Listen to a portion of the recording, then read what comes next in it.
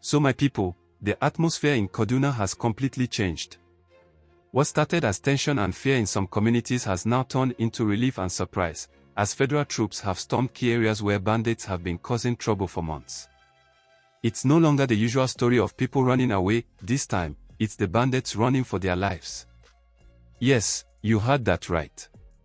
Reports coming in from local sources and security officials say troops under Operation War Punch and Operation Hadrin Doji have been carrying out major coordinated attacks in Kaduna and neighboring areas like Birnin Gwari, Chikwan, and Jiwa. These are zones that used to be controlled by armed groups, but right now, the game has changed. Before I go deeper, please don't forget to like this video and subscribe to the channel if you haven't yet. Your support helps this channel grow so we can keep bringing you real-time updates and balanced stories every day. Now back to the gist. According to eyewitness accounts, the soldiers didn't just move in quietly, they came prepared, heavily armed, using air support and armored vehicles. The sound of helicopters was heard hovering around forest zones, and that alone sent fear into the bandits' camps. Many of them reportedly abandoned their hideouts, leaving behind weapons, motorcycles, and even personal belongings. Some of the rescued villagers couldn't hide their joy. They said this is the first time in a long while they've seen the military take such strong action in their area. One of the soldiers reportedly said their mission was simple: we're here to clear out every criminal element disturbing peaceful communities. That statement alone tells you they mean business. And from the way operations are going, it's obvious there's been a change in approach. It's no longer defensive, it's offensive. Now, let's be honest, Kaduna has suffered a lot in recent times. From kidnappings on highways to attacks in farmlands, families have been through unimaginable pain. But this latest military push is already restoring hope. Villagers who fled months ago are slowly returning home. In some areas, local youths are even volunteering to guide troops through the forest to identify escape routes used by these bandits. It's a joint effort, and the result is showing. If you're watching right now, take a second. What's your thought on the ongoing military operations in Kaduna? Do you think this momentum will continue? Drop your opinion in the comment section below, and please, if you're enjoying the gist so far, hit that like button and subscribe, it means a lot. Now, here's something interesting. According to reports making rounds, the troops didn't only recover weapons but also arrested several suspects linked to kidnapping rings operating across Kaduna and Niger borders. Some of these suspects are believed to be behind the recent school abductions and attacks on motorists along the Abuja-Kaduna Expressway.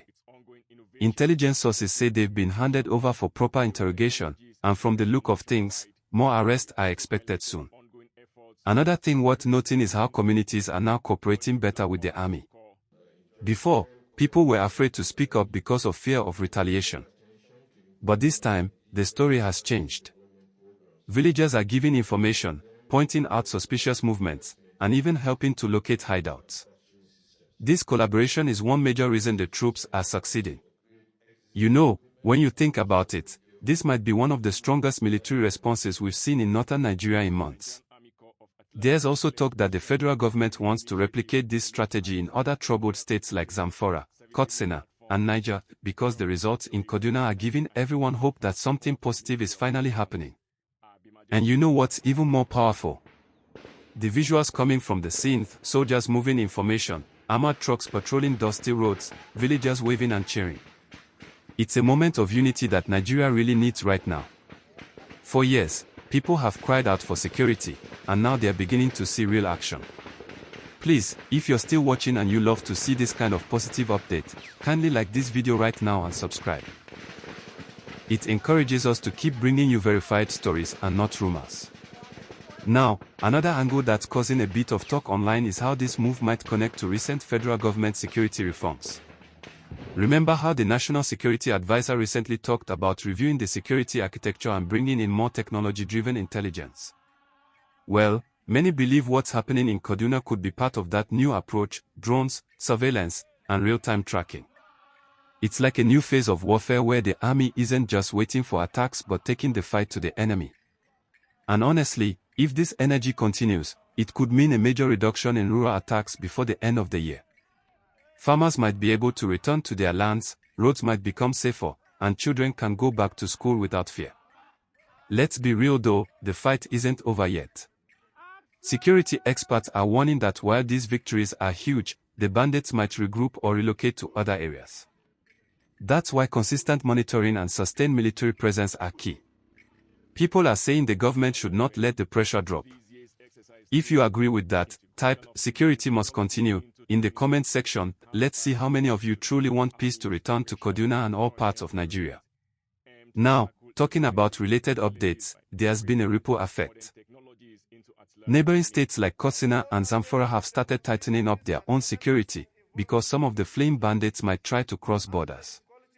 Troops are said to be working closely to ensure none of them find safe haven. The big question now is, will this momentum last? That's what many Nigerians are watching closely.